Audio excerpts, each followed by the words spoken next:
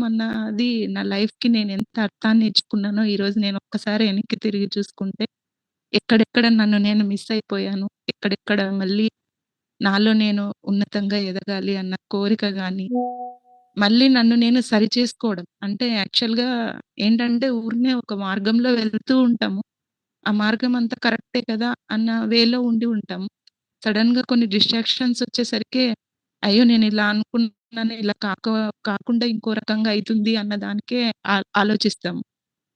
But అది ఆలోచించుకోవడానికి ఒక వే అన్నది మీరు చూపించిన ఆ సత్యం అన్నది ఒక్కసారిగా పొరలు పొరలుగా విప్పుతుంది లోపల. అంటే నేనేంటి? నా థాట్స్ ఏంటి? నేనెలా ఉన్నాను? ఏంటి ఆలోచిస్తున్నాను? నిజంగా సత్యంతోనే ఉన్నానా?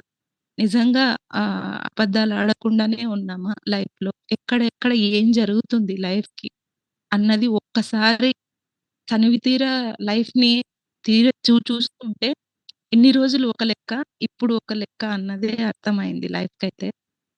అది ఎలా అంటే ప్రతి మూమెంట్ మేడం ఇలా జరిగింది. తర్వాత ఏంటి? ఇలా ఒక్కొక్కటి ముడులు విడిపోతాయి కదా! గంట్లు, చిక్కుముడులు అంటారు గదా! అవన్నీ ఒక్కొక్కటి విప్పుకొని నేనేంటి? నా ఆలోచనలేంటి? నేనెలా ఆలోచిస్తున్నాను? అసలు నేను ఈ రోజులో ఈ స్థితిలో ఉండడానికి కారణం ఎవరు? అన్నిటిని చెక్ చేసుకోవడం జరిగింది. మేబీ నాకర్థమైనది ఒకటైతే నన్ను ఆపుతున్నది ఎవరో కాదు నేను మాత్రమే అన్నది రుజువయిపోయింది. అట్ ద సేమ్ టైమ్ కొన్ని సార్లు ఇది ఎందుకు జరిగింది అన్న బాధలోనే ఉండిపోతాం కానీ, ఇది ప్రాసెస్ ఆఫ్ లైఫ్ అన్నది ఒక్కసారిగా నాకు అర్థం అవ్వలేదు. బట్ అర్థం అవ్వడానికి ఇన్ని క్షణాలు, ఇన్ని రోజులు పట్టిందని అనుకుంటున్నా. 6 మంత్స్ జర్నీ అంటే 60 ఇయర్స్ బతికిన వాళ్ళ జీవితాలలో తెలుసుకోలేని నిజమైన స్థితిని 6 మంత్స్‌లోనే నేనైతే తెలుసుకున్నాను. అసలు నేనేంటి? నా లైఫ్‌లో నేనేం చేయడానికి పుట్టాను అన్నది ఇప్పుడిప్పుడే కొంచెం మార్గం అన్నది సుగమం అవుతుంది. అంటే ఒక్కొక్కసారి చాలా సార్లు అనుకుంటాం నేను దీనికోసమే పుట్టాను అని. బట్ వస్తూనే ఉంటుంది నేర్చుకునే కొద్దీ. ఒకప్పుడు నేర్చుకుంటే ఆ! ఆల్రెడీ నేను నేర్చేసుకున్నాను. దీంతో ఇంకేం అవసరం లేదన్నట్టుగా ఉండేది. బట్ ఇప్పుడు నేర్చుకోవడం అన్నది ఎవర్ గ్రీన్ ప్రాసెస్. దానికి లిమిట్ అన్నది ఉండదు. మీరు చెప్పే ఒక మాట known is a draw, unknown is a ocean అన్నది. ఇప్పుడు క్లియర్ కట్‌గా అర్థమైంది. లైఫ్ అన్నది క్లారిటీ వచ్చింది.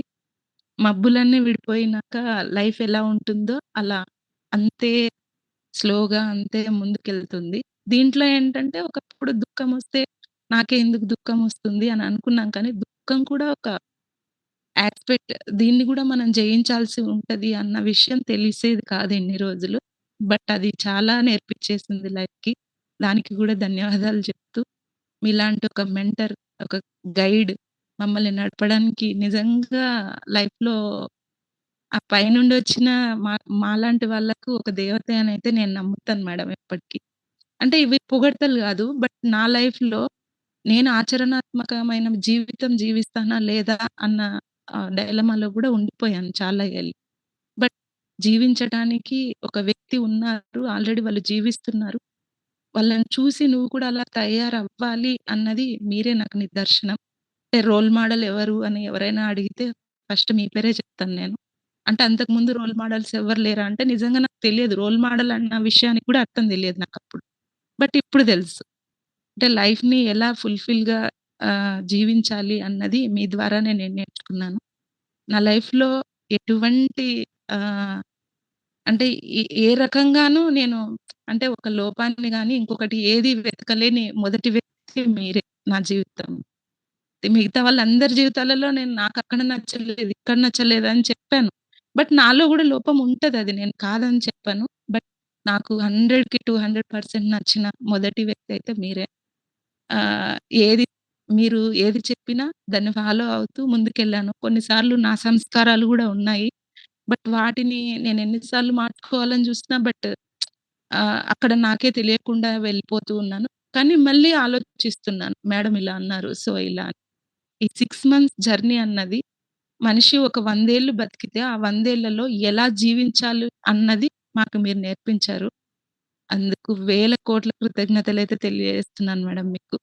6 మెంబర్స్‌తో 6 మంత్స్ జర్నీ మీరు చేసినది ఇదైతే నార్మల్ జర్నీ అనైతే నేను అనుకోవట్లేదు. ఎవ్వరికీ ఇంత గొప్ప అవకాశము ఉండదు. మీరు మాకు చెప్తుంటారు గదా! సోల్‌మేట్సు మనమంతా సోల్‌తో ఉంటాము అని చెప్పేసి అదైతే 100% నేను బిలీవ్ చేస్తున్నాను. ఇంకా మాలాంటి వాళ్ళని ఎంతో మందిని మీరు తయారు చేయాలి. వాళ్ళ లైఫ్‌లో లిమిటేషన్స్ అన్నీ పోయి, వాళ్ళు కూడా చాలా చాలా హ్యాపీగా ఉండాలి. వాళ్ళ జీవితాలని మరికొంతమంది తీర్చిదిద్దడానికి వాళ్ళు కూడా ఉపయోగపడాలని మనస్ఫూర్తిగా అయితే కోరుతున్నాను madam. Thank you. Thank you. Thank you. Thank you so much.